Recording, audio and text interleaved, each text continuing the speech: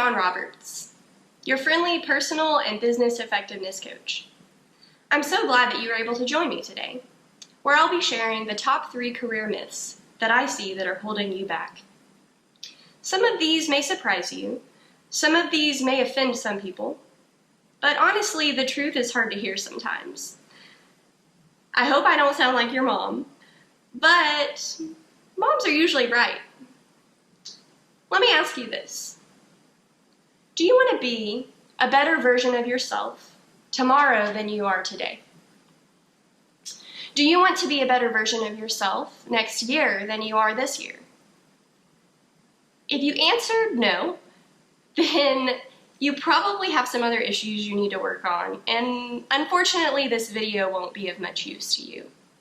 However, if you answered yes, which I hope you did, I have some good news. Because I believe that I have some pretty good tips I can share with you that you can use to improve your career effectiveness. The first career myth that I see that is holding you back is assuming that time equals value. Assuming that time at the office, punching a time clock, the hours you're there, is what's going to get you promoted. I see lots of people literally work themselves ragged, truly thinking that that's what's going to get them noticed by their boss and what's going to get them a raise or a promotion. In the process, they neglect their health, family, and friends, and their overall happiness, to be honest. I call this the unproductive cycle, because the person actually thinks that they are doing the right thing, the productive thing, but in actuality, they're really just shooting themselves in the foot. What you should instead be focusing on, instead of time at the office, focus on value added. How are you impacting the business bottom line?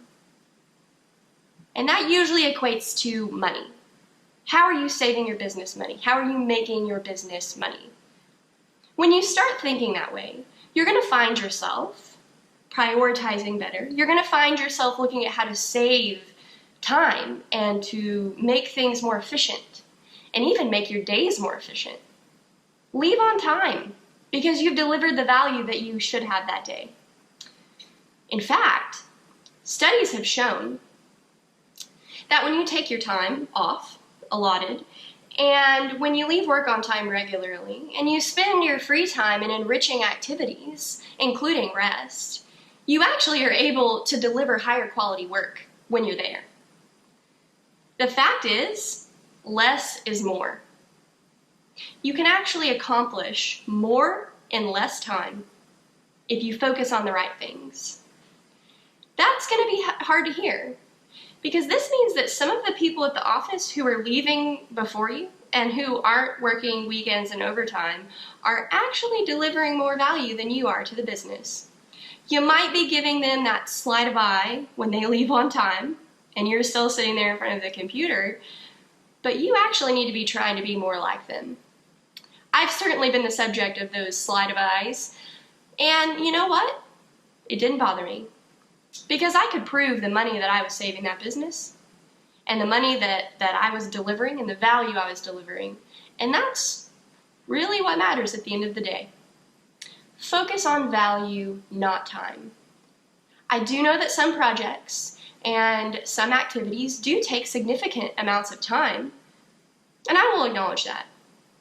And people should be recognized for putting a lot of time in, but I would argue that you shouldn't be graded on the time a project takes, instead on the value that the project adds.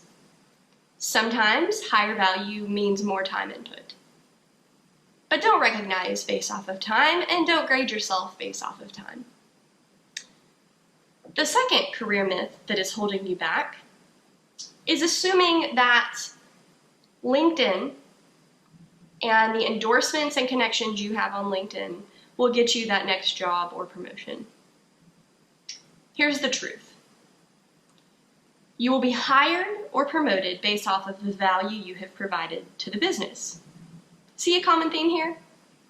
This one's probably going to offend some people. I do know that LinkedIn has some good uses, absolutely, but in the right scope. If I'm hiring for a position, I really don't care at all that John Smith and 100 others have endorsed your apparently extraordinary Excel skills. What I care about is how you've applied those Excel skills to projects and what the outcome and value to the business those projects were. That is what I will hire you off of, and that is what you should be focusing on. Instead of connecting with random strangers or endorsing people for projects you've never even seen them work on, or you didn't even work with them at all on, focus on the value you can add in the projects that you have today. The third career myth that I see that is holding you back is similar to the second one, and that is that spending time at quote-unquote networking events will get you promoted.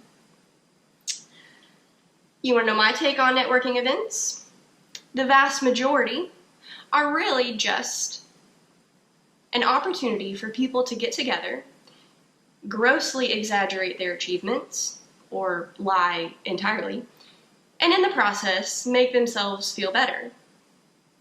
You tell me how that's going to help your career, or get you farther along in any form or capacity. What you want to do, if you are going to be a part of networks, is focus on those that are made up of industry leaders, business owners, people who have demonstrated very tangible value and who can teach that or share that with you. Or you may be one of those people who is sharing it with others. That's great. Be sure that you're very selective about the networking events that you attend or are a part of. And be sure that you limit the amount of time you spend on them to an appropriate amount. You're probably not going to be hired based off of schmoozing with entire strangers at a happy hour, exaggerating your achievements, and feeling like a good old boy club. And if you are hired, it's probably not the kind of job or business you're going to want to be a part of anyways. Again, as always, focus on value. Your value delivery, and communicating that value.